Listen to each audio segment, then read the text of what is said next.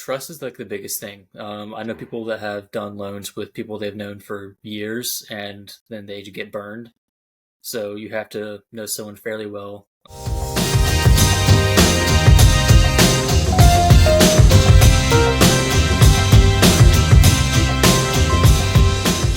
Welcome back to the Gecko Cove Connection, the Gargoyle Gecko podcast.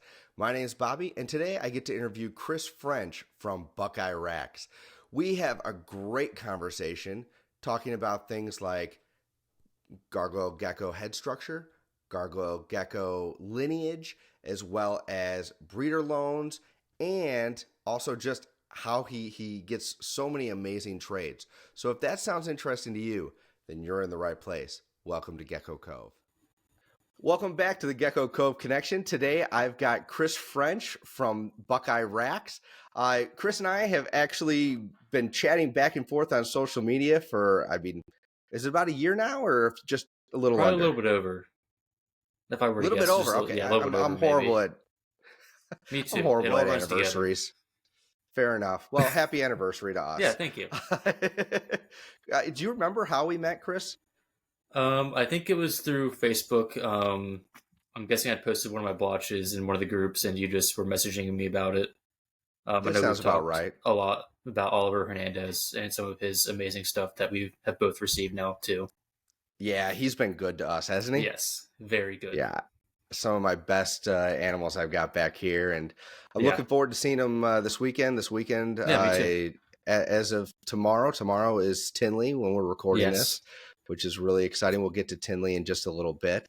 But I look forward to seeing him there, and hopefully I can work out some kind of deal with him maybe again for another great gecko. So he's good at those. He's fantastic. So I wish he was on more of social media. I'm still trying to convince him to get on this podcast. So maybe one of these days you and I can twist his arm just enough. Right? I've been telling all my friends about him because he needs to have some credit thrown his way. Oh, definitely. I mean, the cool thing is, this doesn't have to be a whole podcast just on him, but we probably could. It's funny. I'll talk about some of the other big name breeders out there. I don't need to name names. Mm-hmm. And he's like, oh yeah, I sold him some geckos here and I sold some geckos there. And I'm like, dude, your bloodline's everywhere. Yeah. And, anywhere that he kind of spreads his seed with geckos, they just bloom into just some gorgeous creatures. So yeah, I can't wait for mine from him to be ready. Yeah, so tell us real quick about the gecko you got from him, because I think that's a special thing. So I got a red stripe that has some eyebrows on it, and over the last month, it's doubled in size out of nowhere. Finally getting really good on the bugs and really showing its amazing potential. I absolutely can't wait for it to, hit that breeding age and be ready to go. Now, is yours a male or female, or have you not sexed it yet? Right now, it's looking like a female. Paige at Cosmic and I have been talking about, as long as they are a pair, doing a loan together in the future. Because she has one that's showing some good eyebrows as well. And that's just a trait that I really want to work with now that I've seen it in person. Because I've always been a blotch guy, but now stripes are starting to look pretty good. Yeah. Well, speaking of just crazy looking geckos, I've talked about her a lot, but Renee King posted a gecko that had eyebrows and was a blotch. So that to me, that would be also kind of fun to get something like that, breed that in, see what we can get. But either way, the future is pretty bright when it comes to those eyebrows. We got to start naming them the Eugene Levy geckos. So the more they get the face color, the more I like them now. I've seen a couple that are just covered, and it's just I want something like that now. It'd be awesome. Yes. And one thing I'm a little worried about is I've heard from a few people that I think Paige mentioned it too in our podcast, that some of the eyebrows as they get older start to disappear. So I'm hoping that doesn't happen, but again, I have no idea. We're still kind of playing. It just goes along with the losing their color as they age, because I've had some older stuff completely lose their saturation, but that was with Cresties. I don't have any older Gargs yet. Okay, fair enough. Yeah. Well, okay, speaking of not having older Gargs yet, so how long have you been interested in New Caledonia species? How did you get into reptiles? Tell us that story. So I've always been into reptiles. When I was a little kid, I'd go out behind my house and catch snakes and frogs and turtles and bring them up to the house, only to get told that I had to go release them by my mom because she did not want those anywhere near her house. Yep. I think my first reptiles were some anoles from PetSmart that unfortunately I didn't keep alive too long because I was like 7 years old. So I didn't delve back in until I was in college. And Okay. my sophomore years when I got my first gargoyle from Clifford Wild, Cliff's Cresties. And Oh, he's cool. been the Yeah. one who really got me into the New Caledonian stuff. I was really moved between the Cresties and gargoyles at first. Mm-hmm. And then the structure of gargoyles along with like their colors was really what, pushed me towards them. And then I also enjoyed that they could regrow their tails. That was a big thing. That is a plus. Yeah. I was really worried about having a tailless gecko at first before realizing the term frog butt and all that, which now they look kind of cool without their tails, but I still prefer the gargoyles by far. Yep. Yeah, there's something about them. Obviously, you and I both, connected over our gargoyles, and there's nothing wrong with crested geckos at all. Not at all. Probably own some, and you breed them still, don't you? Or you Currently, used to yes. just recently? I'm currently getting out of them just to focus more on to like the gargoyles and some of my other projects. Yeah. Can't have too much tied up in other things that don't interest me quite as much right now. Still small enough where I can't have too many side projects. Yeah. Yeah. And that's one cool thing that we've, talked about is that, we're both somewhat trying to stay small. And so we have to be really strategic when we're selecting our breeding stock and where we're going to put our not just money, but our time into. Yeah. And I think that's where we're really looking at the quality of the geckos where, Oliver really helped us out with that. Yes. And he will probably continue to help us out with. Yes. Yeah. That guy is a hidden gem. But yes, he is. Very cool. Well, where did the name come from, Buckeye Rhacs? Is it as obvious as it sounds, or? Pretty much. I'm from Ohio, near the Dayton area, and have kind of lived around the entire like central line of Ohio through college and post college. Actually came up with the name Buckeye Rhacs pretty much a month before deciding to move to Michigan with my girlfriend. Oh, so yeah, kind of didn't work out the best. Nice, but it works. Definitely enjoy the brand. Kind of goes back to my roots and where I'm from and where it all started. Very cool. And for all the non-Midwest people, what is a Buckeye? Yeah. It's a nut that, Ohio State University, they have Brutus the Buckeye for their games.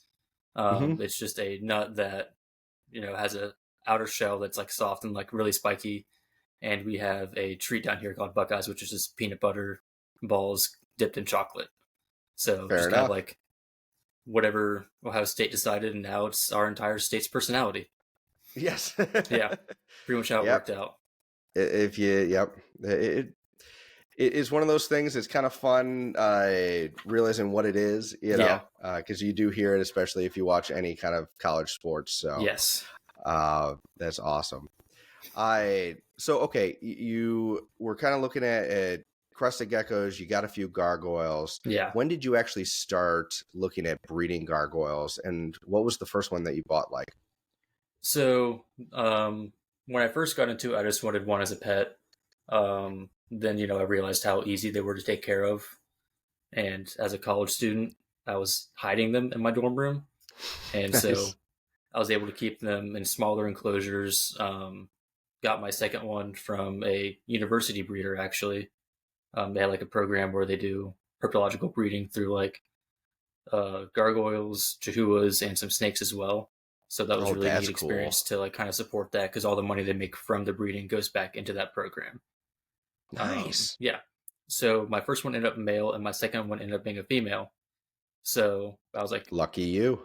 Next logical step is to breed. So I started looking into it. I was talking to Clifford a while about that. Wasn't going to be like an ideal pairing. It was more of like a testing, kind of dip my feet in the water because I had a brown stripe and a like brownish yellowish reticulated. Okay. Wouldn't have made the most interesting babies, but I wasn't really looking on diving in with an expensive pair until I knew what I was doing because I know there's some risk to it and didn't want to, jump off the deep end before I had any knowledge. So, okay, you mentioned there's some risk to it. And, it's funny. Maybe I've just gotten lucky. I have never had any aggression with any of my gargoyles, other than maybe my larger female. I paired, you know, a male that was probably a little over 12, 13 gram difference in them. Yeah. And I know 10 grams is kind of where people say the cutoff is. She just kind of pushed him into a corner, but there was no tail nips. There was no, you know, it was just like, get away from me. As long as he got away from me, he was fine. And then they actually ended up, you know, breeding later on that season once they got comfortable with each other. But like, you know, when you hear of, you know, Chihuahua or you hear of Leechies where they're tearing each other apart, that's what I'm thinking when people say there's risk, right? Yeah. So with gargoyles, that risk is still there. I've heard some stories from Clifford, especially telling me that he had at one point a male killer. She tore the heads off of 3 different males, including some like very expensive ones. So he kind of gave me that warning, and that's what made me, very much so with them. Holy cow! I've been told that the females are the one to look out for. They're the ones that will go after the males more than the males will go after them. So I've had some. Sounds about right. Yeah. Sorry, ladies. I've done some pairings where like the male is a little bit smaller, and every time the male hasn't been able to lock up with the female. So I think that the female has always been more of like dominating and scaring the male away, and those pairings haven't worked out, unfortunately. Haven't had any like fighting issues, but I've had some like weight loss from that, which then for whatever reason takes a long time to recover. Yeah. Well, stress, you know. Maybe I just need to get more stressed out and I'd lose some weight, right? Probably would. Yeah. They say that happens. I'm too happy. Too happy with all these gargoyles geckos. make me happy. Yeah. Exactly. They're doing well. I'm enjoying they're just life. Fun to look at. Exactly. Very cool. So, okay, you start off with that pair. Obviously, it went well, I'm assuming. Actually, did not. The pairing didn't work out. Yeah. So, the pair didn't lock up. Or if they did, it just didn't. I don't know if she didn't fertilize very well.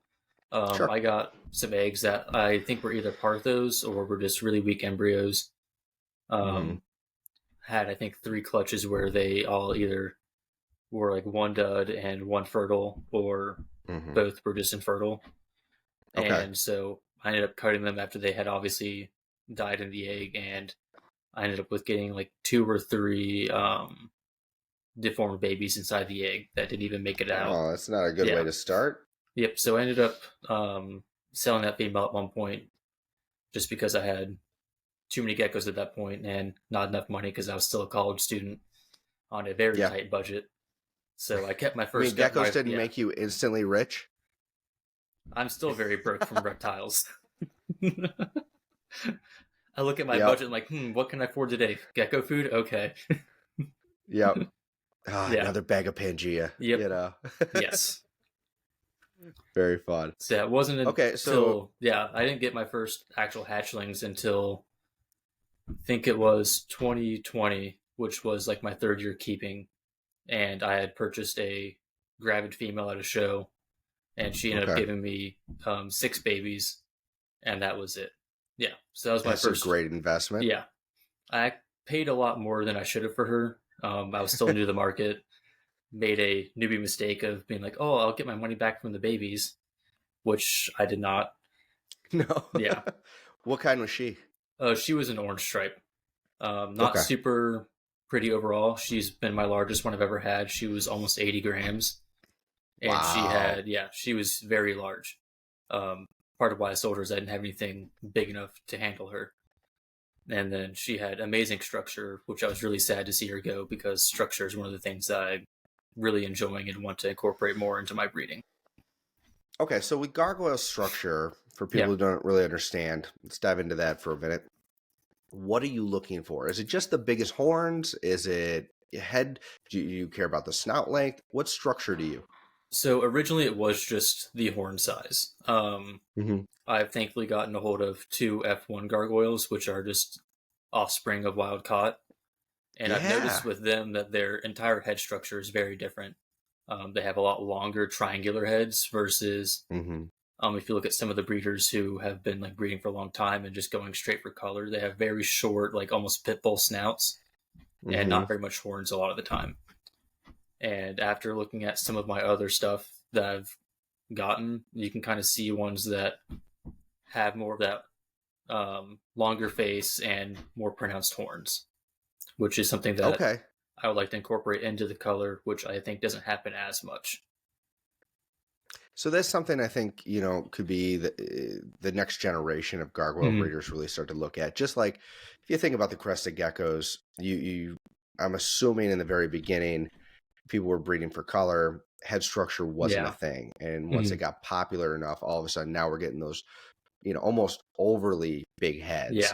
Where you're never going to see that in the wild, but it's very visually appealing, and it's just the extreme other end of it, right? Other than a bald head. So, I could see us getting to that extreme where if we do find some nice looking horns down the road, that would look pretty sweet though. Let's be honest here. There's been quite a few that I've had, maybe not quite a few, but I've had a couple that have the really nice structure.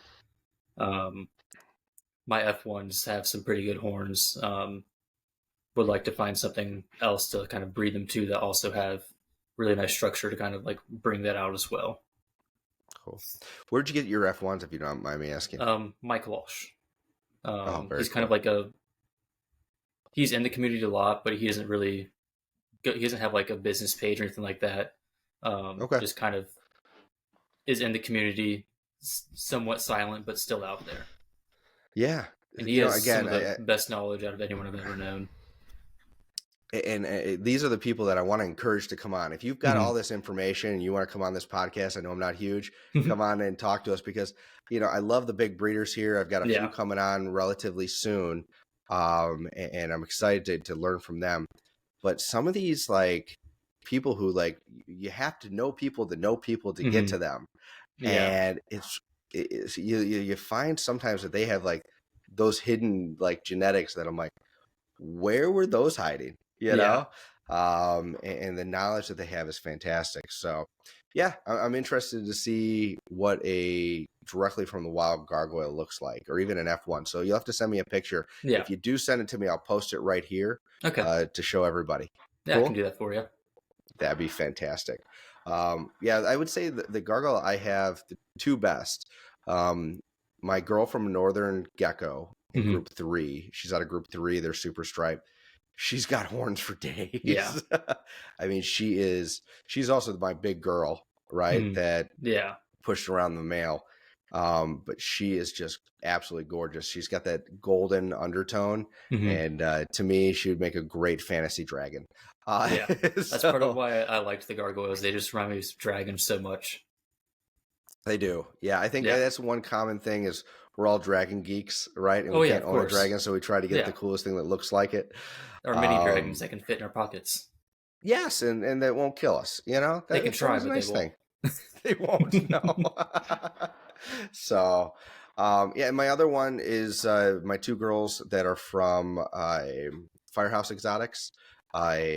Are also like the older they get, and again they're under a year and a half right now, and they are massive, and their head structure is just getting better and better and better. And I wonder if the larger size I think it definitely helps some.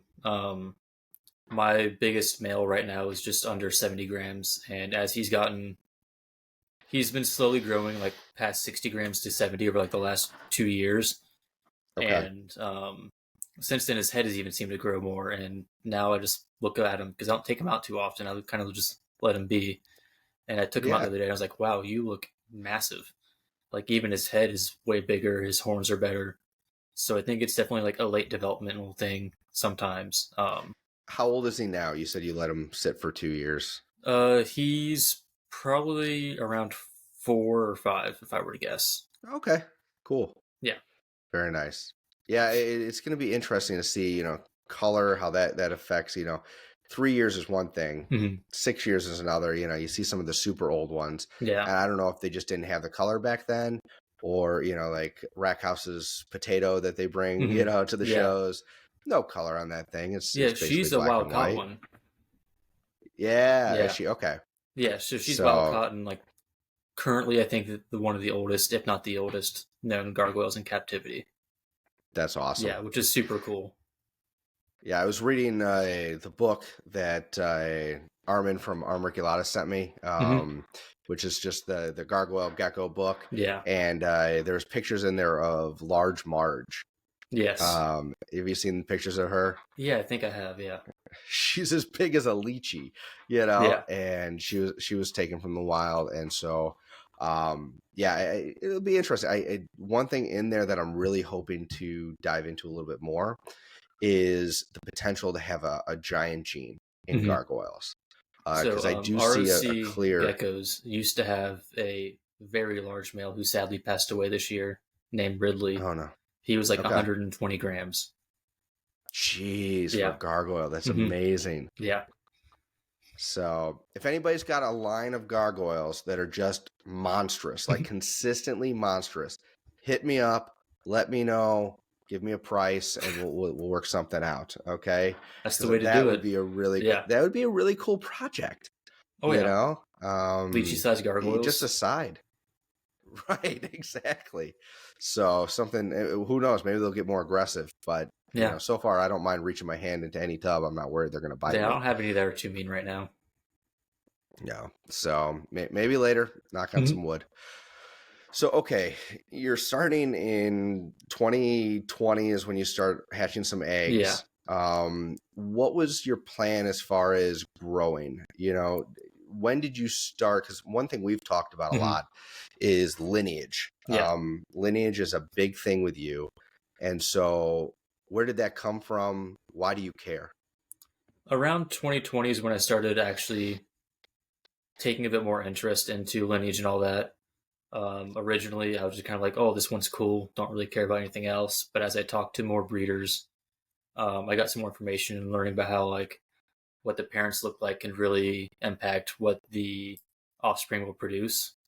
Because I have my best producing female right now, gives me a lot of super blotches, and she has barely any blotches on her at all. But then her parents, they have some nice blotching, very thick, like blocky blotching down her back. And the grandkids all seem to be producing that somewhat frequently, or showing that frequently. And it's just very interesting about how sometimes you have individuals that don't look the best, but still produce extremely well. And sometimes you can find some hidden deals based on that, because everyone wants the visual. They want to see the coolest gecko they can find, but that coolest gecko then costs you $5,000. Yeah. Yeah. And you can't afford that in a college budget. So what I was doing was talking to people, finding out what they had that came from good lines or has maybe a random sibling that was really nice. That way the genetic is there. It might not be likely, but it's there. That way maybe it will show up. Right. Yeah. Yeah, I mean, it makes sense when you think about it. Well, first, you mind if I ask where that girl that you're talking about, where did you get her from? Artful, Sarah Nugent. Yep. Yeah. I can't talk sometimes. That word I did the same thing. Posting an episode tomorrow where it'll be out. I did the same thing. Was it Auriculatus? Auriculatus, yeah. Auriculatus. I have to slow my mouth down to catch up with my brain. Yes. I've got to get myself in a southern state of mind to say that word. Very slow. So... yeah, and she has and we're the gargoyle guys. Come on, we should know that. Say it half the time. It's okay. Yeah, we can say it when we're drunk. How about that? It's like one of those things. You can say it when you don't think about it. When you think about it, you can't say it. Correct. Yeah.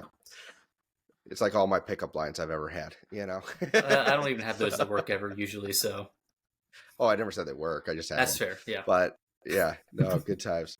All right, so you got it from, and she's got some amazing, amazing it's her lines, red velvet especially and the reds. Pairing. Yeah.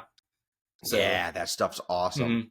She's a burgundy red base, and the red bases is my favorite thing to work with right now. Yeah, and clearly you've seen my red girl, and I would say that yes, her lines are we'll work on that for you. But it's just crazy to me, the red blotches that she has. And it's cool that you picked out that baby. I mean, again, it kind of makes sense. Think about this. Think of a really attractive family that you know, right? Yeah. And then there's that one awkward, it's like, well, really, do they fit in there? Yeah. I bet they're still going to have gorgeous kids. Oh yeah, probably. If they meet the right person. Yeah. And so sometimes it skips a generation, and then you look at the parents, you're like, how did that come out of there? But it's definitely weird. Like when I first hatched out her best baby, I was like, how did this come out of you? Like, blew me away, still blows me away. Can't stop looking at her, and I'll be sad to see her go when she moves on. Yeah, because she's going to Paige. Oh, she is. Yeah. Oh, the new baby, not the mom. Yeah, no, the baby. Hold back from last year. My two best that were male and female were half siblings, so I can't do anything with that. No, not ethically. Yeah, nope. So decided to trade her for something similar, and thankfully Paige, who's nearby, was willing to take me up on that. Well, she did say in my interview whether she likes trades, and so you definitely lucked out because her stuff. I think I've sung her praises enough. I've been looking at her stuff for so long, and I never could afford it. So I was like, "Here's my chance." Nice. Yeah, you got to find a way, especially on that budget of yours. Yes. So, it'd be great if you trade her for Brouhaha. I wish. I'm getting. You seen that one? I think I have. I'm trying. Yeah. There's so many geckos I lose track nowadays. There's so many that I just admire. It's one of her favorites too. Yeah. So okay, so you did that. You've got your lineage. We're looking at it because when you're on a budget, it's the best way to go, right? Yeah. And not only that, but what other benefits are there to have lineage with your gecko that you find? Lineage. Like, do you feel like people will work with you more or anything like that? Part of why I've had some of my trades is just off of lineage. They've been looking for stuff from a certain line, and nothing has caught their eye from the original line that's been released.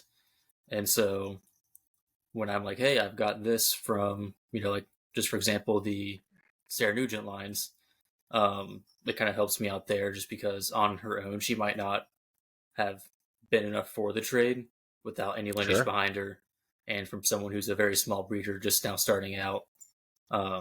So having that lineage and pedigree behind the gecko kind of shows that this isn't just a fluke or anything. You've already put in your research, your time, and you know what you're producing, and you can see what it might produce in the future as well. Right. Yeah, I think we're looking for, in a world of not much consistency, right? You put two geckos together you think are going to be absolute fire, and they just produce okay geckos, and so if we can go and invest in something with any bit of a guarantee that there's a better shot of producing better geckos, better quality, I think it's smart to take it. So, especially now, because some of the hidden gems are even cheaper with the market currently. This is definitely a good time to get out there and try and find people who are letting go of stuff from nice lineage for steals. Yep. Yeah. If only I wasn't getting my gecko money from selling geckos. Yeah, that's my problem too. Yep. Try not to use any of my adulting money on geckos, but I always fail at that. Yeah. Yeah. My wife smacks my hand if I ever even think about it. So it's all right. I get that. Yeah. It keeps me in a house like this, so it works. Yeah. Okay. Were there any missteps along the way when you were first starting out that if you had a time machine, you could go back in time and you're like, fix this, and I'd be even more set today? One of the main things that I kind of did that I wish I didn't is I got myself into too many projects at once. A little impulsive when I was younger. So I had gargoyles, of course, they were my first ones. And then my third gecko ever was a Lichianus. So that's a big jump price-wise and space-wise. Yeah. And then, of course, I had to get, I had a pair of Chihuahuas that weren't quite ready to breed yet. So I had those on top of, 15 gargoyles, 15 cresteds. And then I had, over the years, I've had 5 or 6 Lichis that the timing never really fits between life happening and when they're ready to breed. Because I've had some that would be ready to breed by now, but of course, life happens and you have to take your pick about what project you want to keep the most. and the gargoyles have always had my heart. So if I had just invested in them originally versus spreading myself out over so many species, I could probably be way ahead where I am now. So definitely should have kept my head and focused on a project instead of going for everything I want all at once. I can relate to that. Yeah. And I think, it doesn't matter if you're young or old like I am. Honestly, when you dive in, especially if you're not thinking, okay, this is a breeding thing, I'm not going 100, full tilt into it. I want a lychee. I was like, I'm just going to buy one lychee, And it never stops there. No, and one's never going to work with any of these species. But, the one nice thing about the leashes, and almost unfortunately way too tempting, is how marketable they are. Yeah. I mean, I picked up some $600, GT crosses and some good deals from some really great breeders. And then I'd be in a pinch where I'm like, not really in a pinch, but I got the itch for another gecko, right? It's that addiction scratch. I got to scratch it. Yep. And I'm like, okay, I'm out of things to sell. Do I really want this lychee? I don't know if I really want this lychee. Bought it for this. I could probably, not, my intention was never to flip them. Yeah, that was never my intention. But I could make some money. Happen. Yeah, things happen. Things happen. Plans change. Someone offers you some money for your nice lychee or a nice trade, and I feel like I end up on top where I can go and then buy a nice new gargoyle. Yep. It's easy to justify. Yeah. Right. So, it's just too easy and too hard to pass up a good deal sometimes. The impulse control is hardly ever there. I know. I mean, I'll be honest with you. This weekend, I keep telling everybody I'm not buying anything at Tinley. Maybe I'll make a video about me being wrong. I don't know. Who knows? Yeah, that'll probably happen. Don't tell my wife. I'll talk you into buying something. Yeah, well, you're going to be a bad influence. So, of course. I appreciate that. Thank you very much. Got to have someone to blame, right? I can't blame myself. That's just too easy. Yeah. So, okay. Is there anything else that other than just kind of focusing on one thing, if you could be as laser focused as you wanted to be, that's great, right? But is there anything else that you wish you would have either done or picked up, or maybe you wish you didn't buy a certain gecko? Overall, it'd probably be trying to keep my gecko collection on par with my housing. Okay. Right now, I'm at a relatively comfortable space with my breeding pairs. Could always use more, but I don't really need any more. And one thing I would like to do is have like uniform caging, but by now I have so many geckos that to get it all at once would bankrupt me. So that's something I wish I would have done kind of as I went. It might be technically cheaper to do all at once because you might get a deal, but it's a lot more money to do all at once, and it'd just be kind of nice to have something uniform. It would be. Just for, honestly, just to go on vacation. Yes. It would be nice to have it uniform. And I was actually just talking to my wife about that because, I would love to go on a vacation sooner than later. And this is all I have right behind me. Yeah. Right. It doesn't look like a ton. And it's really not compared to everybody watching this, hopefully. I'm not the only weirdo with lots of geckos. Yeah. But, with this, I can't put a spray system. I have a Miss King. That's exactly. I bought a Miss King, planning to do it with even like I have a lot of tubs right now. I was like, I can make it work, and I started looking at them like, I can't make this work realistically. So now I bought that Miss King and all of its stuff for no reason until I spend lots of money to get uniform caging, which will probably never happen now. Yeah, and that's the thing is if we were smart, I agree with you, and we bought certain like maybe you want to do a condo system. Yeah. Every 3 geckos you bought a new condo system. But when you're first starting out, let's be completely honest here. Yeah. If you could choose between putting a gecko in one of these and buying a nice new gecko versus buying a caging system. Yeah. It's definitely like at a certain point you have to like, for me, if I was doing again around 20 geckos is when I would start, investing into the caging. Okay. Maybe invest ahead of the time because by that point, you're going all in. That's where I'm at right now. Yeah. So I'm at around like 35 to 40, depending on hatchlings and all that. So not too far ahead, but definitely wish I would have, invested in some better caging than just these giant garage racks and tubs. Because they're great, Yep. super cheap, very easy, nice when you have to move, but not always the most appealing. Fair enough. Well, one thing, shamelessly, if anybody's watching this and you own a company, Gecko Junkies, if you're out there, or Milwaukee Custom Cages, that I'm coming for you. I am not above selling out. Okay, we're all sellouts. I will sell out. Wear all your gear every episode. If you could hook me up with cages, bring it at me. All right. So I have zero shame, my friend. Hey Chris, yeah. if you want to join in with me, I'm happy to. I'll wear someone's merch. Even if I get one cage, I'll do it.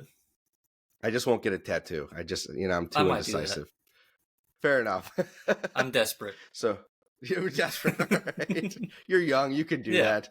So yeah, that's one thing I do like about this hobby. As someone who, I'll be honest with you, I'm not that consistent with things. I changed my mind. I went from the fish hobby to, now I'm in the reptile hobby. And even with the reptiles, I've gone back and forth between different species after, probably a 5-year cycle, I would say, with things, maybe a little bit more sometimes, but I like to change my mind. It drives certain people in my family nuts. Yeah. That's one thing that I've kind of said about this, because you can grow babies, produce your own babies, sell some, buy some. It's always changing. It's never the same. And so I could see myself doing this for the long haul. I'm hoping I will. Yeah. Just because of the diversity that I can deal with. I don't think I'm going to get bored like having just a bearded dragon. Yeah. Like after the 200th poop, I'm like, are you bringing that much joy to me? Yeah. You're not producing anything. You're costing me money. Day. Yeah. Yeah. At least with my dogs, it's like there's something they're giving me new every day, and that's changing. They're like hanging out with you. You can't really hang out with your geckos that much.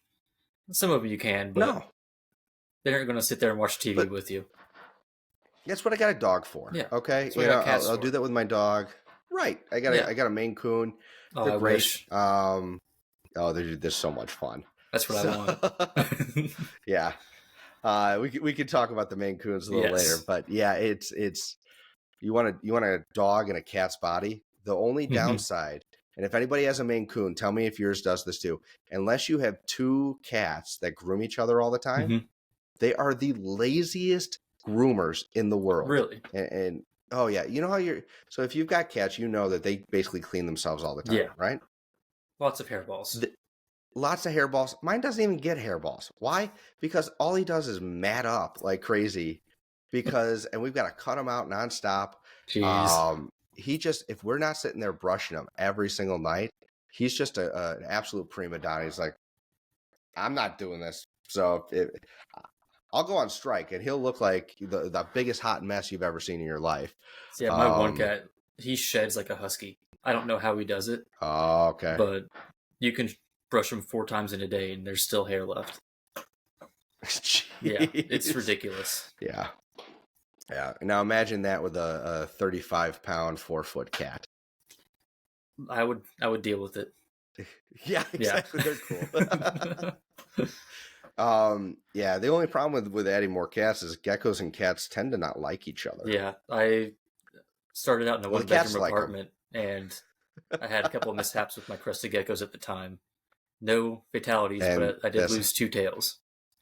Yeah. Your introduction to frog butts. Yes. The only 2 I've had happen in my care. Oh, fun. Yeah, well, don't mix them together. No. All right. But that's why good caging, going back to caging, is important. You know, make sure that stuff is locked and the cat can't get on there. Yes. So I'm interrupting this normal recording for a special recording. So I apologize for the abruptness of this, but I was talking with Chris after we finished the episode, and I totally forgot to ask him a question. I knew I should have asked him this. I should have written it down.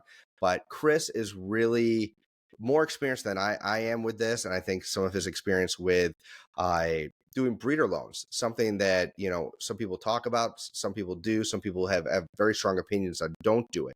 So Chris, you've done a few breeder loans, or at least you're in one right now, right? Yeah. So I've done one with Oklahoma Zoological with some of their gargoyles. Great experience. Helped me out at a time where I didn't have that many breeders to kind of boost my production. Okay, so what does a breeder loan entail? So usually it will only entail like sending over like one gecko at a time. This one was a little bit different. He sent me 3.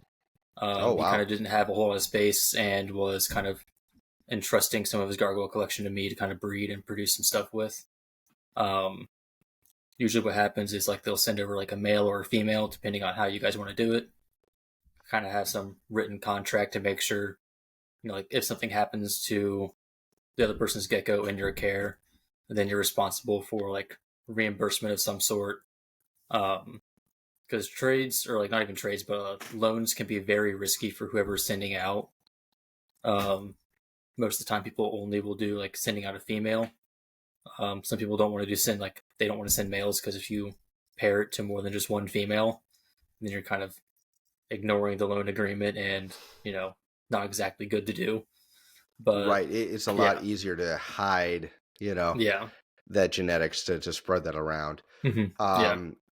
Did you reach out to them? Did they reach out to you with this? Like, how did you even initiate that conversation? I'm not entirely sure how it started. I think it just kind of happened. Was talking to him. He said he's always kind of enjoyed my gargoyles and how I keep and like my quality of care. And I think he kind of proposed the option to me.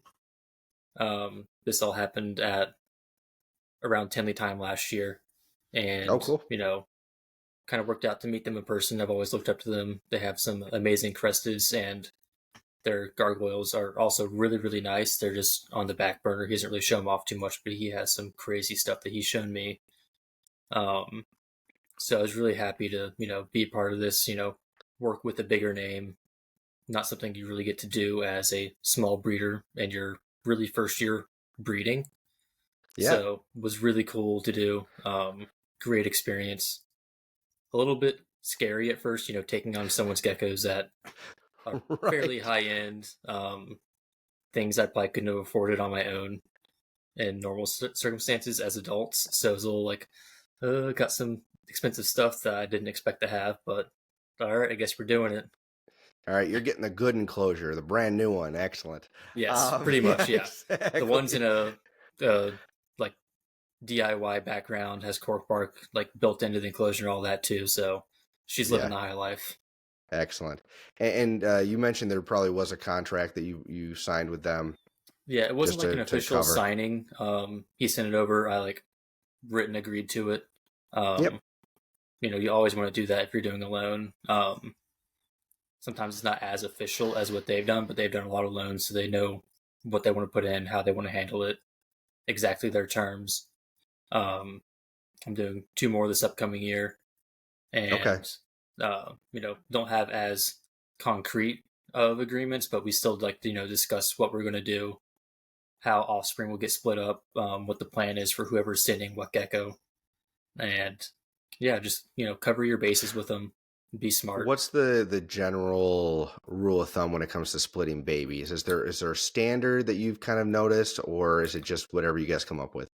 I've seen it done 2 ways. The way I've always done it is like, you know, whoever has the male gets first pick usually is what I've done. And then, you know, goes back and forth, you know, one person picks one, then the next, and back and forth until you run out of babies. One of my That's how I other used to pick Beanie Babies. Yeah, it works out sometimes. Yeah. One of my other friends has done it where you split up the value, where like if you hatch out like 5 babies but only one's really good, then you know, one person gets the really good one, the other person gets the other 4. So both kind of have their place, I think. I prefer you know, you split them evenly. Just seems a little bit more fair. Like I got no value might not always be the fairest, but either way. Well, value seems like there can be some gray area. I mean, you're dealing with a subjective value anyway, right? I could say this gecko's worth $500, but if I can't get someone to spend more than $350, then it's what not is it worth truly worth? 500. It's worth 350. Yeah. Right, exactly. And so that can get a little hairy. And if you have a nice baby, as we both know, babies can get better with age. Mm-hmm. And so, okay, that baby right now only looks like it's worth X amount of money. Yeah. At what point do you go and say, okay, this is when we're divvying them up? Is it just the next time we see each other? Is it, at 10 grams, that's when we decide value? That seems a little more hairy to me. Yeah. So with Noah, we're just kind of like doing it like we're meeting each other at Tenley. So I was like, hey, here's all the offspring. These are like obviously the best two. Like, here's your pick. He kind of did something weird where he wanted to give me the gargoyles and then only take one offspring. Definitely not common, but I'm, very grateful for it. That's an awesome deal. Say no to that. Very honored that he trusts me with them, and he of course, and I'm glad he took the best baby. Sad to see it go, but it's the way I wanted it to be. It kind of makes it feel more right in my mind than just me getting 3 geckos. So. Well, and I think in most of these situations, it's not typically an even exchange, right?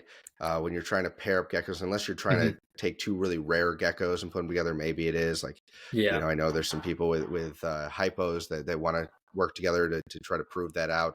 Mm-hmm. But from what I've seen when I talk to breeders, I've never done a breeder loan, and I'd love to work with certain people. Yeah. However, it's typically I'm the underdog, they're the expert, and I'm asking them for a favor, right? And so you in this situation sound like, you're the reacher, they're the settler. And it was kind of because he still reached out to me, but we're still like, I'm definitely benefiting more than him. Yes. It's worked out that way. I'm doing a loan with Bergie's Gecko Oils too. Nice. I love her stuff. Yeah. She has some really nice red-based stuff, which is exactly what I like to work with. So I'm pairing my red-based girl from Liquor Eyeballs to her male Phoenix. And that's going to be... I love Phoenix. Yeah. So we're hopefully doing that soon. She's going to be sending Phoenix over, so I can't wait to see him in person. And you get to have Phoenix come to you? Yeah, which is another thing I was, very excited about. I'm glad that she trusts me this much. I'm very honored, I'm sure she doesn't trust anyone just to send out one of her prized possessions. I mean, I'm a pretty decent judge of character, and I think you're a pretty good stand-up guy. Yeah. I had you on. But the more you tell me how many of these people that I respect trust you, it just adds to my like, man, you don't even have a baby face like me. You got facial hair. Well, I have to get the facial hair, otherwise I do have a very much baby face and I look 12. Fair enough. Yeah, they can see past the hair. Yes. No, but yeah, I mean that's a big deal. I mean that gecko is stunning. I wouldn't even say it's a red base. Similar to my girl Eve at certain times, it's purple, and and I know that she considers some of her stuff a purple line. Yeah. I know when he fires down, he's more of a purple, and my girl Sriracha, when she fires down, she's very pink. So I'm intrigued to see how their babies will turn out. We'll call it the Barbie line. Yeah, we can do that. Yeah. Hot Fair red, enough.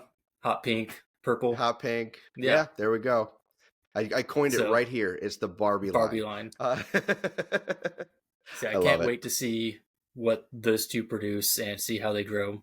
Nothing like that. Like nothing out of that pairing will be leaving besides, going back to the autumn for probably a year. Yeah. As long as I can help Unless there's a really good friend that might, try to steal something from you. You don't know where I live. Yeah, there's some people. Fair enough. Some of my close friends, they'll probably get first dibs. All right. I know, I was talking to Paige at Cosmic Exotics about it, and she's already like, I want one. And I'm like, we can make something happen, probably. Yeah. Because she's got some good enough geckos. Yeah, she's got some gorgeous stuff. She's who I'm doing my other loan with. Pairing one of my F1 girls to a breeder that she got from Liquor Eyeballs when they were closing out their business. Okay. Not going to be anything probably super high color, but he's a really nice skeleton blotch with some good structure. So kind of exactly what I'm hoping to produce for my lines, and very interesting. I was eyeing him when he was available and I just didn't have the money. So when I found out that she had him, like, hey, let's do a loan. Yeah. So she's got my awesome. F1 girl right now, kind of doing a little quarantine before pairing, and we can't wait to see what they produce too.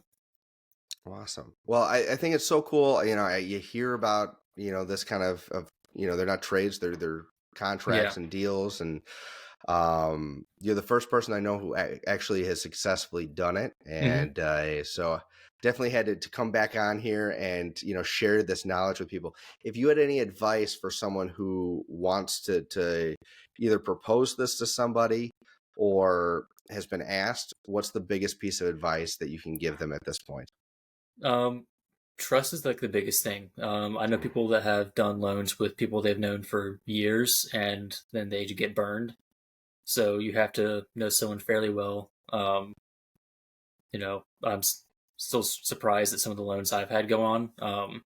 I've been in the community for a relatively short time compared to a lot of people, and I've been able to connect with some really great breeders and befriend them.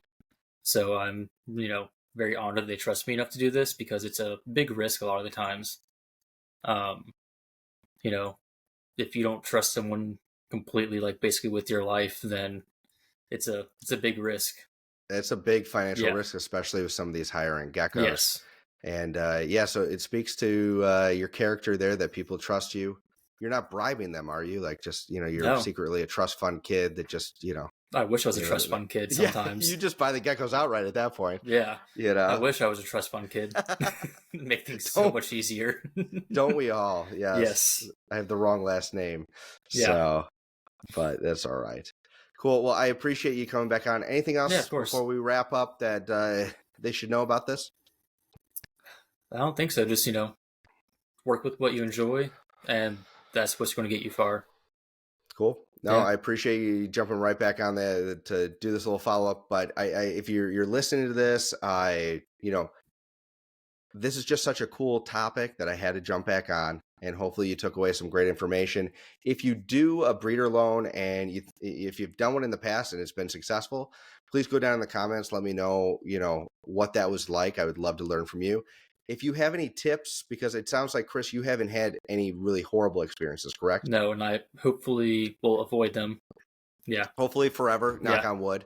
Mm-hmm. But if you've had just an absolute nightmare of a breeder loan, and you want to give some people some warning, not necessarily calling out people, don't do that on my page, but if you want to give us some tips on how to avoid it other than just building trust, leave that down in the comments. And again, thank you guys for watching. Back to the original show.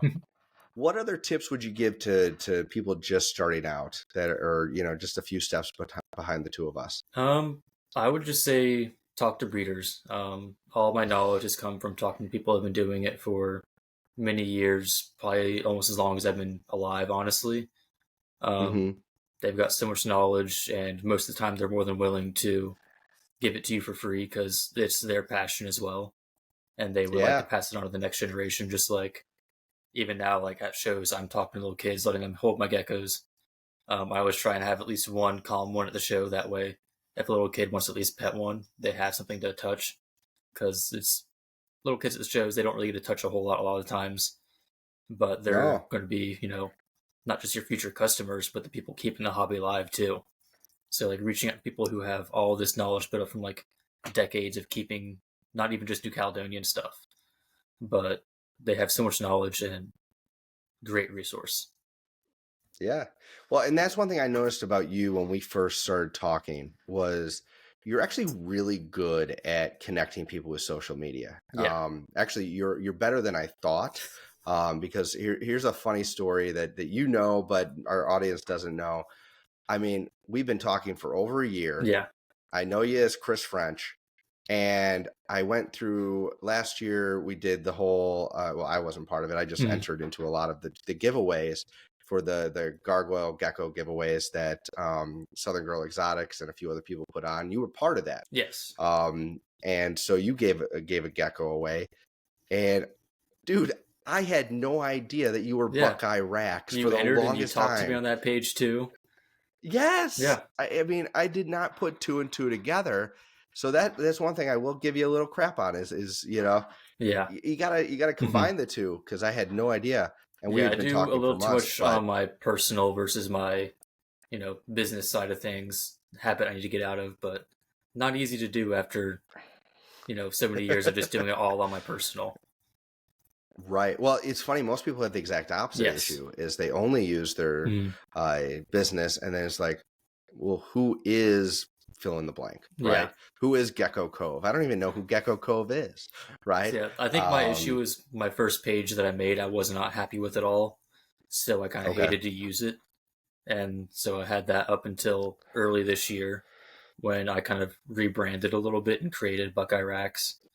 And so all that time I was just like not posting on that page and just doing it all on my personal for the most part. But now I like your new logo. Yes. So did you have that commission? Did you do that? Green Grove Geckos created that for me. Cool. Amazing artist, does really great work. Pretty much created and went beyond what I had in my imagination. Okay. Yeah. So I'm going to ask a question. I don't want you to tell me the price that you paid for that logo, but I've never done research. I created my own logo. It's not the fanciest thing in the world, but it was free. Yeah, it looks good. I like it. And so, thank you. Yeah. So I have some artistic talent, but not a whole lot. More than people me. in my life are better.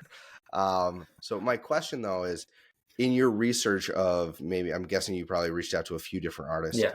What would you say the general price range is for a logo in our community? It really depends on how well known the artist is. That's true. There's some creators out there that have like a year-long wait list that do amazing artwork, and it will run you, a couple $100. Or you can find someone who's smaller, hasn't done quite as much work yet, still trying to like get their community established, and they might do it for like a third of the price, and you still get something really great. Yeah. So definitely worth shopping around, seeing who people got their stuff made by, and you might find yourself, an up and coming artist who does amazing work, and you can help support them too. That'd be awesome. Yeah. Yeah, I definitely, before I knew who anybody was, one of the first people that just locally to me has some amazing geckos, just phenomenal geckos. They'll be at Tinley, but also has just a following. I bought one of her photos, was Adeline Robinson. Yeah. And I almost made the mistake of messaging her going, and it wouldn't have been a mistake. I would have had a fantastic logo, but I guarantee you, she's not $50. No, no, not at all. And you might be waiting a year or two for your logo. Maybe. I mean, oh man, would she make a great logo? Yeah, but it'd be amazing. I almost made the mistake of, hey, for $20, will you make me a logo? Oh no, because I saw. Yeah, no, I didn't actually send it. I was smart enough. Yeah, but if she's watching this now, then she'll know. But you can tell her this weekend at Tinley. Exactly. I actually have one of her drawings, the one of the six-stripe gargoyle. I bought that at Birds and Bees because she does a lot of work with them. Yeah. And so I just went and picked it up one day while I was picking up feeders.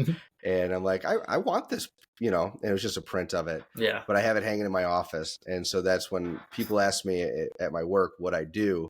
On my weekend when I say I breed gargoyle geckos, and they're like, what's a gargoyle gecko? I'm like, it's that. That is a gargoyle gecko. Yeah. So I get the weirdest looks when I tell people what I do for like a hobby.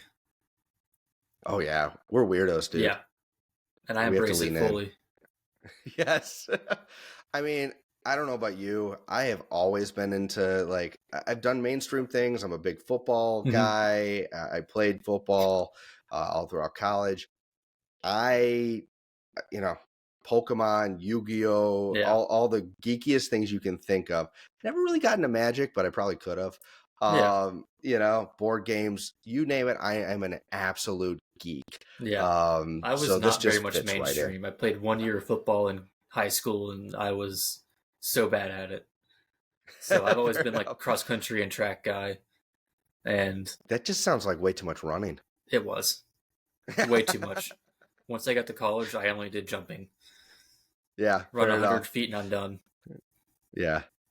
So one thing, speaking of running, is I'm actually helping out a ecological footprint class the high school I work at. Yeah.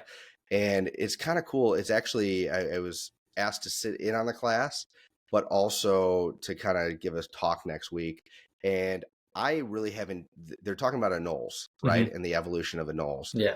And what's really cool about it is I had not really looked into anoles very much. I actually kind of want to now. Mm-hmm. So I've been watching cool. a bunch of herp time. Yeah, they're really cool. If they're a little more handleable, they'd be just as popular as new cows. But what's cool about it is how similar the new cow species are in the different niches. Mm-hmm. They were going over how there's the 4 areas: the twigs, the grassland, the high canopy, and then like the middle of the tree. And I'm thinking to myself, you got your lychees, you got your chihuahua, you got your bushes, with the gargoyles, and then the lower level with the crested geckos, and then I'm like, and the ones on the twigs, that's your Urodactyloides right there. Yeah. So I just it's funny how it all works out like geeking that. out. It is, but do you know why Urodactyloides have such little short legs, evolutionary wise? Is it so they can like hang on to like these smaller branches easier? They can. Yeah. If you put think about it. If you put a gargoyle who's supposed to be a sprinter, actually. Oh, really? Right? A little longer legs. They're in the brush, right? They can hold on to the wood with their nails better. Yeah. Right? But if they want to go and attack a bug that's running on the ground, have you ever seen a gargoyle just like attack something, like run down? Yeah. You're never going to see a Yuri do that. No. Mine don't. They just waddle.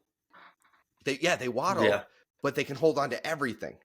Their center of gravity is so close to their body. Yeah, that makes sense. I never really thought about it like that.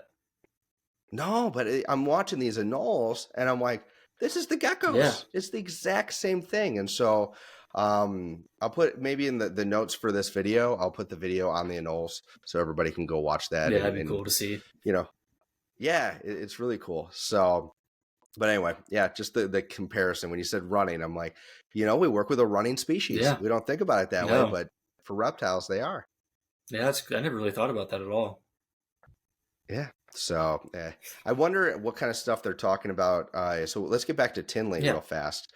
So Tinley's this weekend. Yes. And I know you're excited. We're going to meet in person for the very first time, which would be kind of cool. You're what, 6'7"? No. Not even close. Fair enough. Like 5'9". I always think it's fun. All right, so we're around the same height. I'm 5'10" and a half. So I got to give myself the half. It's just something I always have to do. It totally matters. Matters. If I wear the right shoes, I'm 6 foot. If I don't, then your heels. My heels, right? The red ones. Yeah. But yeah, no, I'm excited to meet you in person because we've been talking for so long. What are you excited for with Tinley? How many times have you been to Tinley? This will be my 3rd time going to Tinley. Okay. I've been the last 2 March ones. This will be the first time I'll probably get to see all of the show. The last ones I've kind of just done short little trips. Haven't really talked to many people yet. So I'll be going as a VIP this time. That way I can hopefully see the entire show between the 2 days and actually get to say hi to some of my friends that I've been talking to online for the last couple of years. Because I haven't really had the chance to do that yet because of, Tinley is packed. Once you show there, general admission, it's hard to walk around. So hopefully going during VIP, I get to, say hi and not feel like a burden to some of the vendors when they're trying to sell something. I'm just like, hi, I know you. Right. Yeah. Santa, I know him. Yes. I know him. I said hi to you one time and you said hi back. Right. Hey, Dave from Tiki's, I watch your videos. Yes. Do you know that? So, man, I can't imagine how many of those he gets, dude. Probably so many. So many. Yeah. Oh man. But no, that's great. And also, this is sort of a different Tinley for you because you said you went to March. Mm-hmm. Yeah. This to me is the real Tinley. I've heard that. Last year I wasn't able to go, unfortunately, but I'm really hoping that this year kind of makes up for, in March I got sick at Tinley right before, so it wasn't really a great show. Yeah. It was kind of like a fever dream. Yeah, unfortunately, I've actually never been able to go to the March Tinley. Yeah. Just because I always go to this one. In March, I always have a school trip that I do with a colleague. It's a fun club that I do. I won't go into that details right now, but it just kind of kills me a little bit as I'm sitting on the school bus driving a bunch of kids down to an event and going, I could be at Tinley. Looking at $1,000 geckos. Exactly, but it keeps my budget ready for this one. Yeah. So, and yeah, my first time doing VIP too. I think that's going to be a new experience. I'm interested by it. Hopefully it lives up to what I'm hoping. But or at least the price tag. Yeah, it should. Yeah, I think so. Just even that extra hour on Saturday morning, if you utilize it correctly, should be worth the extra money because, it is like when people tell you this thing is crowded, it's right. Crazy. If you try to get there at 10 o'clock, right? I think it was general admission opens up at 10. Yeah. Is it 10 or 11? One 10. of those two. Look That's it up online. I've gotten in 10. The last times. Yeah. So it's 10 o'clock. And if you get there at 10, you're at the back of the line. Yeah. And you're probably not going to get until 11. And that's even if you pre-buy your ticket, right?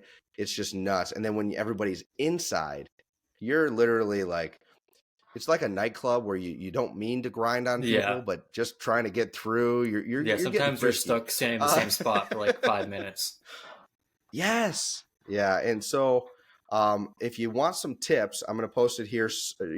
I'm shameless here. So go watch my video I just put up of 10 tips for Tinley. There's some good ones. I actually didn't come up with the list that came from LGP Geckos. Go say hi to them at Tinley, but go check out this video. Even though Tinley will be over by the time I post this. So for next time, right? Go watch the video for next time, right?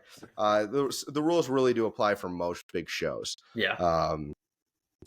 Don't bring your stroller into Tinley thinking you're going to get around. It's not happening. Yeah, people get aggravated and it's not a good time. I've seen it happen. Well, you just create a giant roadblock and then you're like, where do I go from here? Right.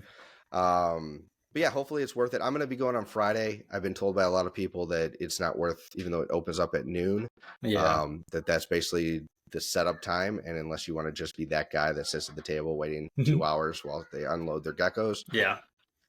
I'm not going to be that guy. So I'll show up a little bit later on. Yeah. Well, you got to afford those geckos, man. It barely makes it happen sometimes. Yeah. Oh, very fun. Well, all right. So what else are you looking forward to? Do you have any, sorry, I'll edit that out real quick. Yeah, you're good. There, you hear that? Yeah. Yeah. Very cool. People realize I have kids. Yeah. All right. So, there's my cat. This weekend, there you go. Right on cue, right? Maybe I'm going to keep this in. I think this is fun. Yeah.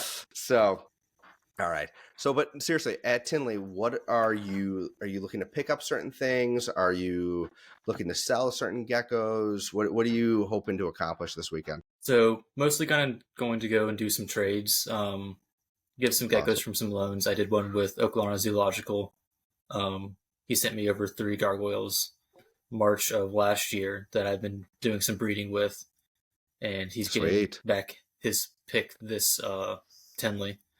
And then I'll be trading off, doing some bloodline swaps as well. Hopefully you and I will get something made out. I know you're looking at that Chewy. I think we can do that. Yeah. No, that'd be fun. Or that blotch you showed me earlier. Those ones are late bloomers. Stunning. Every time I take them out after a few days, I'm like, should probably hold on to one of these, but I'm not going to because I already have stuff related to like 3 different females. So, well, okay, I want to pivot here for 1 second with that statement. Late bloomers, okay? I feel like with the stripes, it's kind of, you see it, you get it, right? There might be a little bit of a spread, but it's not that, oh my God, where did this come from kind of situation. What I love about blotches, do you notice that like you can get some blotches that you're just like, out of the egg, meh. Yeah. Okay. And then all of a sudden you're like, whoa, is this the right bin? Yeah. Yeah? So I had that. I sold one not too long ago at like, I think it was a month and a half, 2 months ago at a show. And the person isn't picking it up until after this month because of going on vacation. They didn't want to get a new gecko and go right on a long vacation trip. So I agreed to hold it for him. And now I'm strongly regretting it because I open it and check it out and I'm like, you're so much better than when I sold you. Yeah. Yeah. All right. Do me a favor. Send me a picture of the before and after. Do you have them? I should. Yeah. All right. Send me and I'll post them right here. Yeah. I think that would be kind of fun. And it's only like a 4-gram difference, and it's crazy different. Yeah. Yeah, I just sold my very first blotch that I ever produced here, and it keeps getting better and better. Yeah. So it's one of the things I'm dropping off at Tinley, and I'm sort of regretting it. Mm-hmm. You know, it's one of those things I probably should just let it go, and I already did. Yeah. But yeah, I have a feeling that this guy got one heck of a deal, because the parents are stunners, and I feel like the blotches are just going to get better and better and better. So yeah, I'll have to eventually have, I won't say who it is right now, but my very first customer, I'm going to have them come onto the show and, prove how amazing that gecko was. Glow up. So yeah, that's what I'm hoping. I mean, it's already starting off pretty nice. Yeah. So if it keeps going in this direction, he's got a heck of a deal on his hands. Yeah. So you're welcome, Mike. So, anywho, yeah. So, are you looking to pick up anything other than new cows? No, that's always no. Only really trying to focus on New Caledonian stuff right now. Anything outside? So you're taking your own advice. Yeah, I like that. You're consistent. I was trying to trick you there. Nope. I've gotten a couple. We got some snakes recently, just as pets. Nothing too crazy or expensive. Just a hognose and then a northern Mexican pine snake. So we've been wanting some snakes for a while. One was kind of planned, one was not, but they're fun. As it happens. Yeah, the hognose is very angry all the time. You look at him and he hisses at you, but he won't bite you at all. So it's kind of fun. Yeah. Yeah, I would love to try out like a hognose or something like that, but it's instant divorce for me. So what's fun is my 4-year-old, he is picked up on how much that annoys my wife. And now we've gotten to the point where I say nothing and I still get blamed, because he'll go, "Hey, mommy, can I get a snake? Hey, mommy, look at this snake I see on YouTube." I'm like, dude, like, she thinks that I'm egging this on, and I'm totally not. But they held a carpet python soon, and I was recently, and I was like, "Oh man, I want one of these now." It just never ending, no, it's man. Not, it's this is why Tinley is because we get to go and be kids in a candy store, and just not only do we get to see them like a zoo, we get to actually potentially buy them. Yeah. So it's a good thing they're not cheap. Yes. So, all right. Speaking of picking up things we didn't think we were going to, or just in general, other than gargoyles, what other side projects are you working on? Do you have any? Are we just sticking to gargoyles like you were saying? So right now, the main other project I'm working on is Urdactyloides. I've got one pair of Velarde. They've been producing for me great this year so far. 6 babies hatched and 4 more incubating. Got them last year and only got 3 babies because I was still learning how to, handle them, make sure everything was humid enough for the eggs to not, instantly shrivel up. And so that took some trial and error compared to, the gargoyles. But this year they've been doing great for me. I want to expand on it. Part of what I'm doing is getting some different bloodlines. That way I can hatch out unrelated pairs too. And then slowly easing my way back into Chihuahuas and Leachianus, because I've had them in the past when it wasn't probably the smartest thing to do. But now I've gotten some, good deals through people I know, or just, finding them online, and slowly easing back into it, trying to not go too fast where I, run out of money and have to sell them again. Yeah, go back into that testing phase where just start with 2 or whatever it may be. I honestly love, and I really want to get back into the Urdactyloides. Yeah, they're so much fun. They're so underrated. Yeah. I mean, if they had some color on them, if they even had a stripe on them or a little bit of blotching. Well, there's people creating orange line ones now. I'll send you a picture of one. Okay, send it to me. I'll post it here. But okay, question about that, because I know Geckos had a few that had some coloration. There's some other people that you know who they are. Yeah, the stoned gecko is the one I'll be sending you the picture from. He sent me it, and I was blown away. I know Hidden Valley Geckos is an adult too. I think subadult. Okay. I know they're starting to get stuff that's keeping the color into adulthood, because a lot of times the orange will fade within the first few months. Yes. I even hatched one recently that had orange at 3 months old, and usually by then Okay. it's faded and what I've hatched so far. So kind of regret selling that one, but you live and you learn. Right. Well, like you said, maybe we'll work with the stone gecko to get Yeah. some of his line. I would love to. Yeah, because honestly, I think if you can tap into that, they take up less room. Yeah. They're easier to handle.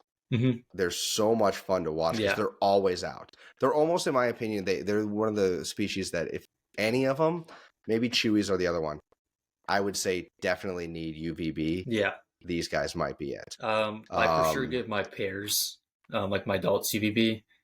Okay. The babies I just keep in small, like 32-ounce deli cups for the first couple months just to get them established. And then that's kind of hard to give proper UVB at like the right distances and all that. So I kind of give them UVB once they're into like their more adult size enclosures. But definitely agree it's beneficial. They're diurnal. So definitely ones that would utilize the basking spot when given. Yep. Yeah. Yeah, because I had a pair of agricole. Did I say that correctly? I think so. I'm horrible at. They're hard. Yeah, I didn't take Latin. Me either. I failed Spanish. I didn't take Latin. So, but with the agricole pair, I actually got they were actually one of my first geckos I ever got. Yeah. And it was actually, I got them just because I'm like, I want to start breeding right away and get used to it. Yeah. And I bought a bunch of baby gargoyles, and with that pair, I actually got a ridiculous deal. It was like $400 for a proven breeding pair. Yeah. And I put them in the enclosure day one, and they had a lock. Yeah. Like instantly in the new enclosure. And they were prolific. They were cranking out eggs pretty consistently. I know that occasionally they'll have like an off year, and then like the prices will shoot back up, but for the most part, they all produce fairly well. Yeah, and that's why, I mean, they're really for agricole, maybe 100, 150 for a baby. Because they 200 for even for larvae. Some of the other species, the Aussies, like Occidentalis, they're crashing down to what the Velarde usually are, like $150 to $200 for like babies.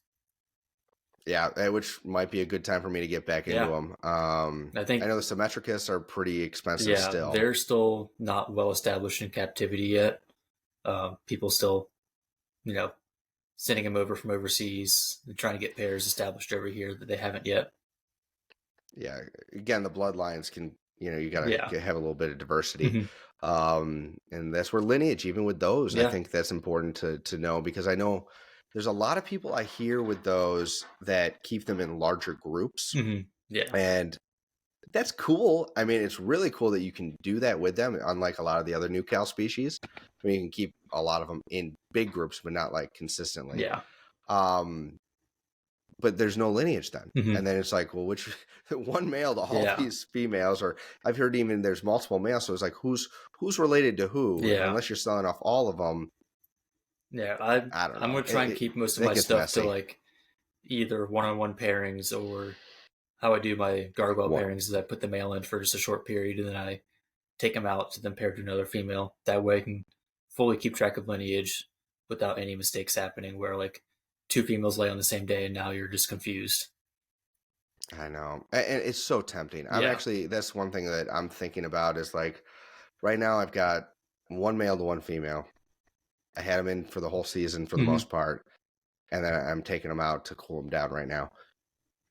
When looking at just space, right? I'm like, it would be so much easier to just do a trio, right? One male, two females, put them in a good size enclosure, whether that be a 18-18-24 or a 2x2x2, whatever is recommended. And then I could just do trios, right? And then buy less geckos, have less enclosures. But then I get back to lineage. Yeah. I just feel like it's really important. Because I know there's plenty of breeders that do the trios or even more with, being able to track the lineage. Like the Gargoyle Queen, she does a lot of groups and she tracks her lineage and she's very fantastic. Well. Yeah. Rarely has any times where like two will lay at the same day because she is on top of it. But for me, I just don't think something I can do right now at my current experience level. Maybe in the future. But, at only 2-ish years breeding experience, I'm just not doing it yet. So if anybody's listening knows how to make it that consistent, Mm-hmm. or if anybody knows, because I've reached out to the Gargoyle Queen and I'd love to have her on the show. If anybody can convince her to come on, please. Yeah. So hook me up, man. Yeah, no, it's one of those things I'd love to learn more about, and I just don't know enough, and I'm not too proud to admit I just don't know, but it is something that I'm considering. Because I've gotten down to where I know pretty much within a day or so when my females lay. I keep track on all of their enclosures when they laid last, if they're both fertile, if one was bad or not. Okay. Kind of helps me keep an eye. Occasionally they'll lay like 2 weeks earlier than I expected because most of mine lay on like roughly a 45-day schedule. I had two of mine lay within 30 days out of nowhere compared to their 45-day schedule, and it really threw me off. And they went 60 days without eggs, and I'm like, okay, be consistent at least, please. Right. Yeah. No, it just in my, I can't say anything about how I'm doing it this year just because I do track how long in between each lay. And even my most consistent female was about 45 days, 47, 48. Yeah. But it wasn't like on the button every time. It was like, okay, I know this week. Yeah. Within these 7 days, I'm probably going to find eggs, so I'll start looking. But the other girls that I had, it was either so spotty because it's their first year, or I'd go between the first and second clutch was exactly 30 days for my girl Eve. Yeah. And then all of a sudden, 92. Oh, wow. And I'm like, yeah, right? And then that threw me off. And then it was another 70, and it was completely random where I'm sitting digging through this bin, because I don't keep lay boxes. I do lose substrate. Yeah, that's what I do too. And so I'm ripping up the substrate, and I pile it up kind of like a lay area. And I was disturbing that pretty much every 3 days. And I'm like, is it because I'm disturbing it that the issue is? That's what it is. Somebody tell me. I've heard that, but I'm not entirely sure. I haven't experienced that yet, but I also don't usually dig all the time. I just do like an occasional one for ones. I'm like, have you laid yet? So right. I just don't want to ever have a situation where I come into dried eggs. Yeah. I've got a girl who laid duds, and I wasn't expecting her to lay duds, but I didn't have enough of the substrate in there. And I came in, they were already all shriveled up. I'm like, I just was in here yesterday. Yeah. Like, this is in 24 hours. They're gone. I had that issue last year with my Uris. I had probably 2 clutches dry out before I found them. Oh, that's too bad. Yeah. It's always a bummer. At least mine were not fertile. So that made me feel a little bit better. But if you've got fertile eggs and you find them all shriveled up, that's just a little depressing. Yeesh. Yeah. So what substrate do you use to incubate? I've kind of been going around. I've started out with like the cocoa core. Okay. That didn't really seem to like hold, humidity the best. So I've kind of moved over to Reptisoil. That holds humidity pretty well, but it can sometimes get too wet if you are trying to keep humidity like really high, so that it kind of turns to like the mud. What I've started doing recently is the Reptisoil and like the Reptichips, like that kind of bark almost, and kind of doing a little mixture. Yep, that's what I do. I mix. Yeah. And I feel like it airs out a little bit better. Yeah. It maintains the moisture without getting like too wet, I've found. Absolutely. Yeah. I find that. And then when you find eggs, what kind of medium do you put them in? I use the Pangea. You use the hatch right? Yeah. Yeah. So when you were having issues with your Urdactyloides, were you still using that? They were, I think I had the Reptisoil, but I had them in a bioactive Exoterra.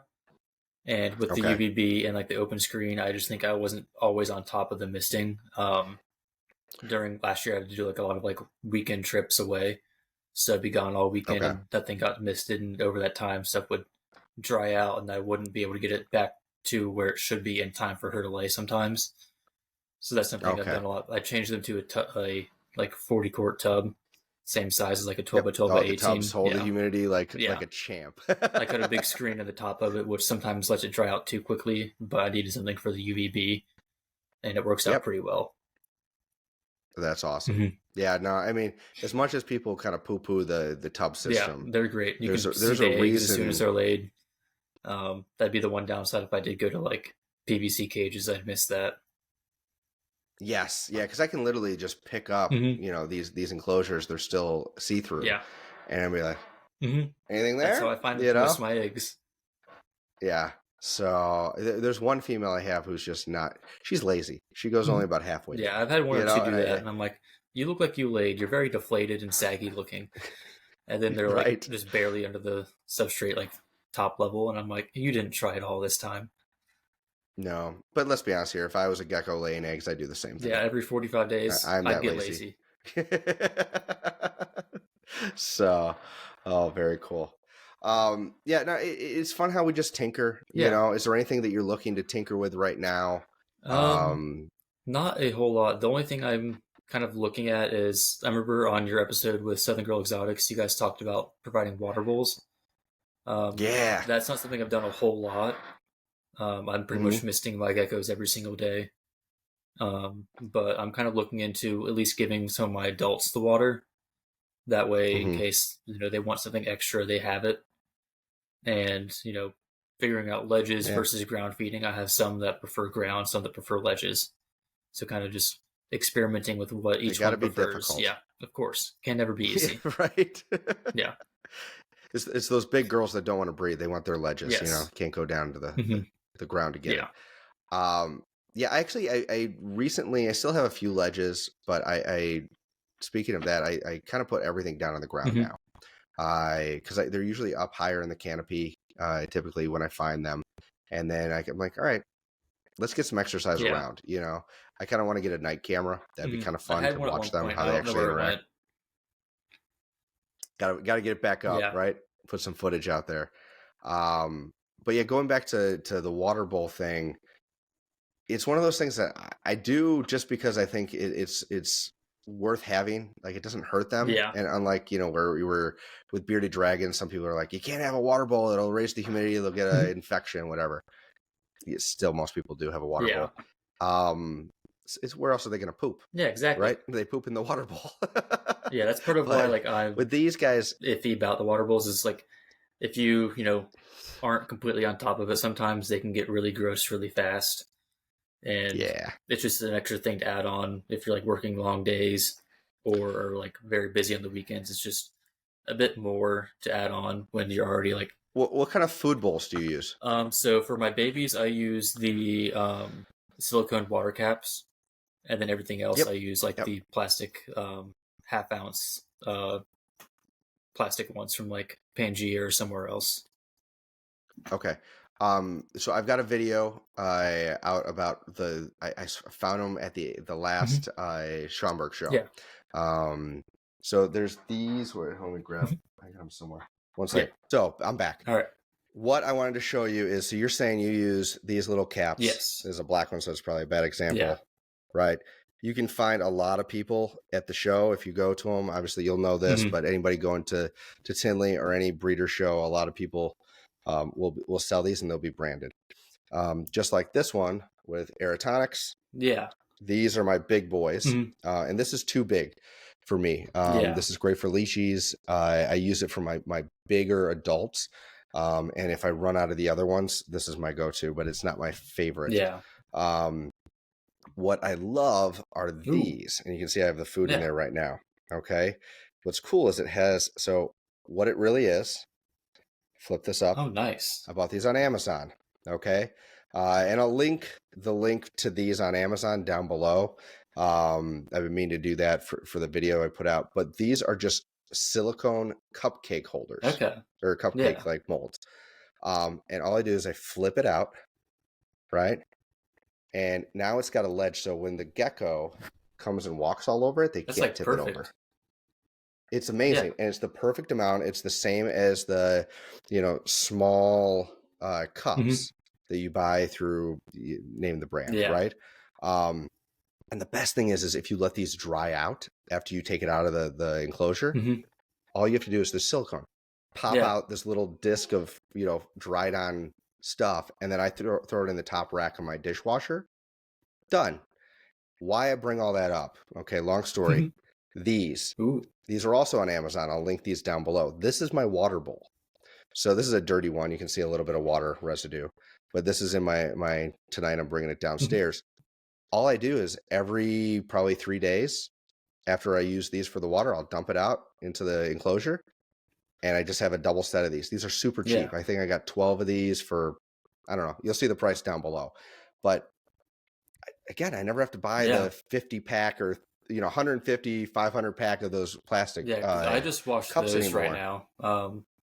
Put them in like the sink for like an hour or two, and then rinse them out.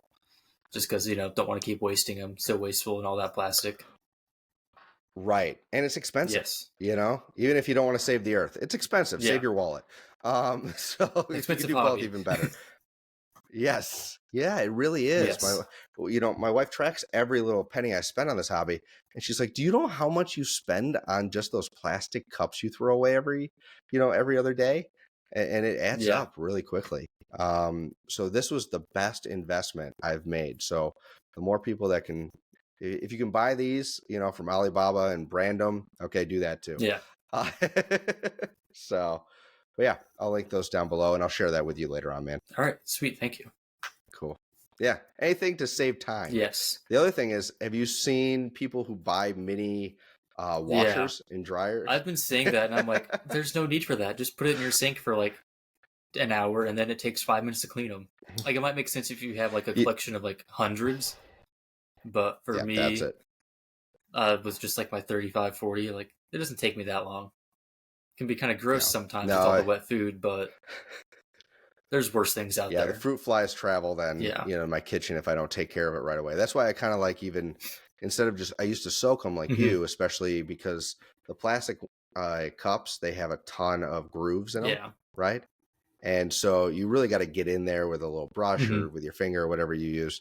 Where with these, I like drying them out instead of putting them, like when my wife, I'll have like a little bucket of them and she'll put water in them like I used to. And I'm like, no, don't do that anymore.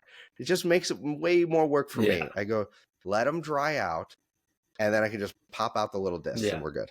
Because I let mine dry in like the gecko room. That way, I don't have the fruit flies go everywhere else. Usually only takes like a night and they're completely dry. And then I'll wash them before I feed the next time, and it works out pretty good so far. But I kind of like the idea of the silicone ones. They're a lot better. Yeah. Have you, do you have any colonies of like roaches or things like that? Not right now. I had one at one point, and I only have one gecko that eats them consistently. So I kind of gave up on that, and just wasn't worth the time and money I was putting into them with only one gecko eating them. Right. I was in a similar boat. The reason why I bring it up is I used to feed the leftover cups. They were great. I'd put those in the roach bin, and it's nutritious. They'd be cleaned. Like the cups would look brand new. Yeah, it's impressive how well they can clean everything. And I'm like, are you eating plastic too with this? They're so clean. But they might be. They were healthy. They might. Yeah. But I had to get rid of the roach bin. As soon as one got out and made it upstairs, I was done. But before that, I was already planning on getting rid of them because I sold my bearded dragon. I sold my collared lizards. And like you said, these guys will eat a few, but not enough if you're going to have a colony, and they're never going to eat the adults. So, I've got some that I will blend up with my Pangea sometimes, just kind of add in some extra protein. Do you ever find though that when you I've seen so many of those videos of like add bugs, add protein, add honey. As soon as I add anything to my Rapashi or Pangea, it goes bad like that. Yeah, it does go bad a little bit quicker. Instead of like lasting 2 nights, it really only lasts 1 night before molding. And a lot of mines don't like that I add stuff into it, but the ones that do, they seem to grow better on it. They seem to prefer, they prefer if I add in like just insect powder versus the actual insects so far. But I haven't really done the actual insects quite as much yet, so they might, get into it eventually because they are kind of picky and they like their ways. Yeah. Do you, with the insect powder, what do you buy? Right now, cricket powder, it's just cricket powder. I'd like to try the dubia powder. I just had bought a full bag of the cricket powder right before I heard about dubia powder. So using that. I did that too once. So, and then the black soldier fly larvae is another powder I'd probably want to try. Yeah. I've heard some issues with people like using the freeze-dried ones. But that was like from TSC that they bought them from, not like online or anything like that.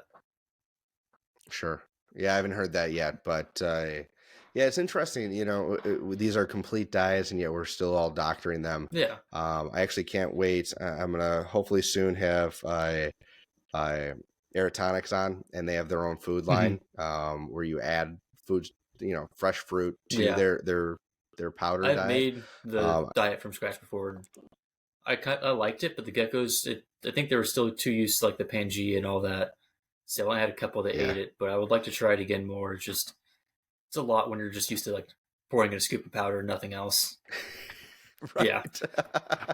Well, and I don't want to insult Pangea and say it's like McDonald's, but everybody knows that it's got a little bit more sugar in it.